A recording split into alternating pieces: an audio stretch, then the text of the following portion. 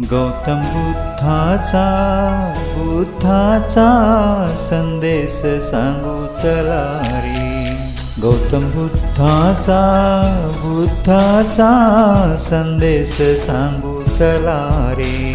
बोध ज्ञानाचा देऊ चला रे. क्रोध युद्धातुनी काही जगी ना उरावे. बंधु प्रेमातुनी सारे हे जीवंत राहावे.